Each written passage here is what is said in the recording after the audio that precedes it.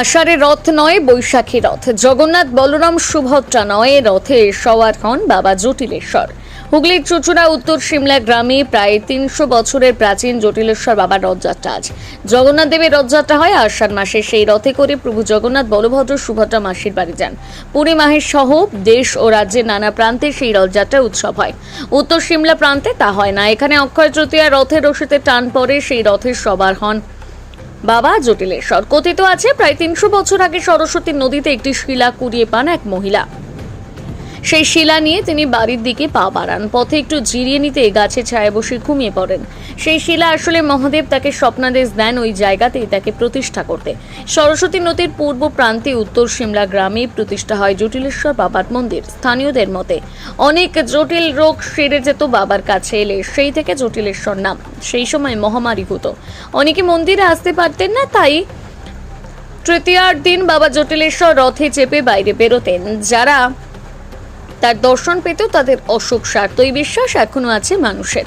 গ্রামে রথের মেলা বসে 4 দিন ধরে। সকালে রথের টান দেয় শিরিষতলা পর্যন্ত, বিকেলে বাবা আবার মন্দিরে ফেরেন। এভাবেই যুগ যুগ ধরে চলে বাবা জটিলেশ্বরের রথ। স্থানীয় বাসিন্দা এই বিষয়ে কি বলেছেন আপনাদের সামনে তুলে ধরছে একে একে।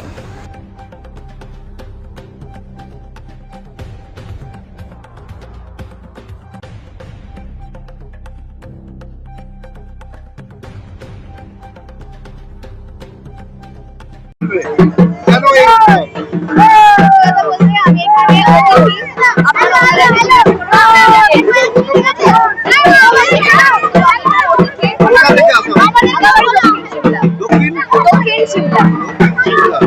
আমি এটাই জানি যে কোথাও তো দেখিনি এরকম রথ টানা উৎসব। বাবা জটিলেশ্বর রথ টানা হচ্ছে, পুরীতে দেখেছি এরকম রথের সময় রথ টানা হয়, কিন্তু এটা খুবই একটা অন্যরকম জিনিস, অন্যরকম একটা অনুভূতি। তো আমার কাছে এটাই যে সত্যি জটিলেশ্বর আছেন এবং যা মানত করা হয়, যা চাওয়া হয়, বাবা সত্যি এখানে পূর্ণ হয়। এখানে পূর্ণ হয়। এখানে অনেকে দণ্ডি কাটে, অনেকে মানে ওদের মনস্কামনা পূরণ করেছে এবং অনেকে পূরণ করার এখানে আসে, সবার মনস্কামনা পূরণও হয়। এটা আমরা চাইলে অবশ্যই আপনাদেরকে সব এটা কত বছরের পুরো? অনেক বছরের, বহু বছর একদম তারা আমাদের চলে সরস্বতী নদীতে যখন যখন বন্ধ ছিল, এই 100 বছর আগে। এই ঠাকুর প্রিয়াঙ্কা কর, স্নেহা দাস। রথযাত্রা মানে জগন্নাথ বলরাম সুভদ্রা, কি বলবেন এই রথযাত্রা? রথযাত্রায় আমরা রথ টানা দেখেছি, কিন্তু পশ্চিমবঙ্গে বোধহয় আমি কোথাও শুনি জটিলেশ্বর রথ বাদে অন্য কোনো সময় রথ টানা হয়, যেটা একমাত্র উত্তর সিমলা বাবা জটিলেশ্বর তলাতেই সম্ভব। মানে এখানে 4 দিন ব্যাপী মেলা বসে, সাংস্কৃতিক অনুষ্ঠান হয়। আপনাদের সকলকে আমন্ত্রণ জানাই। এখন আপনি কি প্রতি বছর এখানে আসেন? আমি এখানেই থাকি, আমি এখানেরই বাসিন্দা। মানে যত কাজই থাকুক এই অনুষ্ঠানে হ্যাঁ, একদম সকলে আসে এখানে, সকলে যারা দূরে বাড়ি চলে গেছে অন্য জায়গায় বা অন্য কর্মসূত্রে অন্য জায়গায় থাকে, সকলে এখানে চলে আসে। এই জটিলেশ্বর বাবাকে নিয়ে কি বাড়িতে আত্মীয় স্বজনের সমাগম হয়? হ্যাঁ, প্রত্যেকটা বাড়িতে, এখানে প্রত্যেকটা বাড়িতে আত্মীয় স্বজন যে কর্মসূত্রে দূরে থাকে, যে অন্য জায়গায় চলে গেছে, সকলে এখানে এই সময় উপস্থিত হয়। এটাই এখানকার মেইন প্রধান উৎসব। দুর্গাপূজা থেকেও এখানে সব থেকে বেশি এখানকার আকর্ষণ। কি নাম? আমার নাম চুমকি ঘোষ। চুমকি ঘোষ। হ্যাঁ। অসাধারণ অনুভূতি।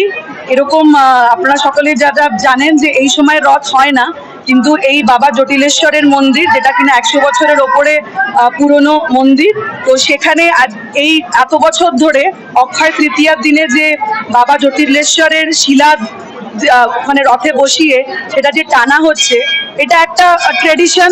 তো সেই ট্রেডিশনে অংশগ্রহণ করতে পেরে আমার খুবই ভালো লাগছে। তো ওনারা আমাকে আজকে ইনভাইট করেছিলেন। আগের বছর আসতে পারেনি, ওই সময় ইলেকশন ছিল। তো এই বছর এসে এই এত মানুষের ভিড় এবং এত মানুষের এই যে বাবা জটিলেশ্বরের মন্দিরে তারা যে শ্রদ্ধার সমেত আসছে, সেটা দেখে অত্যন্ত ভালো লাগলো।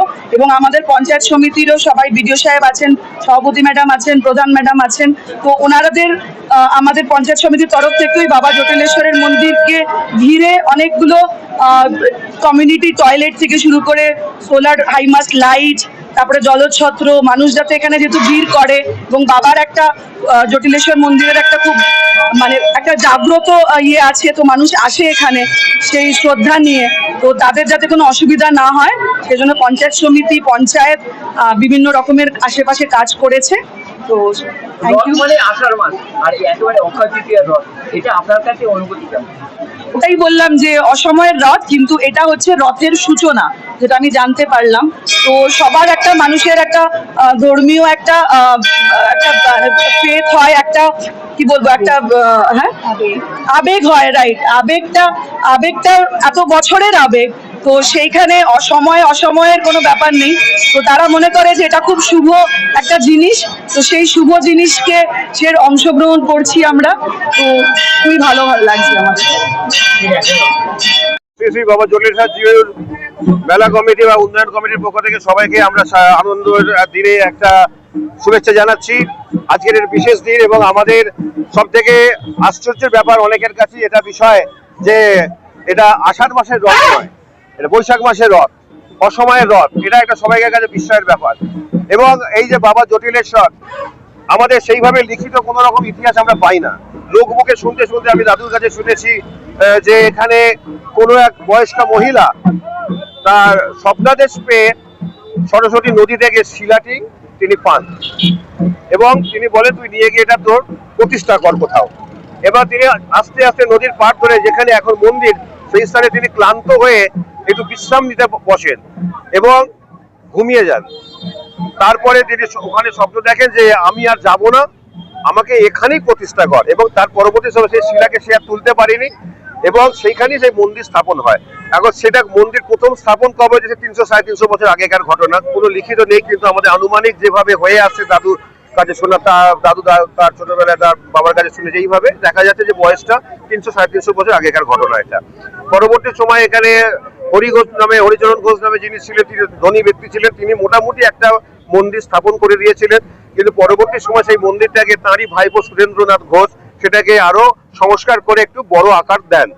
কিন্তু সেই মন্দির কালের করাল গ্রাসে আস্তে আস্তে নষ্ট হতে চলেছিল, এবং আমরা তখন তো গ্রামে খুব কম লোক থাকতো, কিন্তু এখন দেখছেন রথের কিরকম যারা রথ টানছে, ভক্তবৃন্দের কত সমাগম এবং লোক বসতিও বেড়েছে। আমরা সবাই এগিয়ে এসে মন্দিরকে আবার নবরূপে আমরা সাজাতে শুরু করেছি।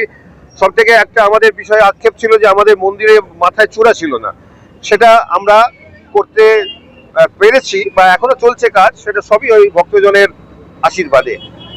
আর এখানে যে বাবা জটিলেশ্বর নামের পিছনেও একটা ইতিহাস আছে বলা যায়। আগেকার দিনে মরক লাগতো, তখনকার দিনে সেরকম মেডিকেল সায়েন্সের সেরকম ইয়ে ছিল না, সবাই ওই বাবার দুয়ারে মায়ের দুয়ারে এগুলো করে রোগ সারাতো, এবং দেখা গেছে সেই সময় জটিল জটিল রোগ আমাদের বাবার কাছে এসে সারতো, এবং সেইখান থেকে বাবার নাম জটিলেশ্বর প্রচলিত হয়েছে।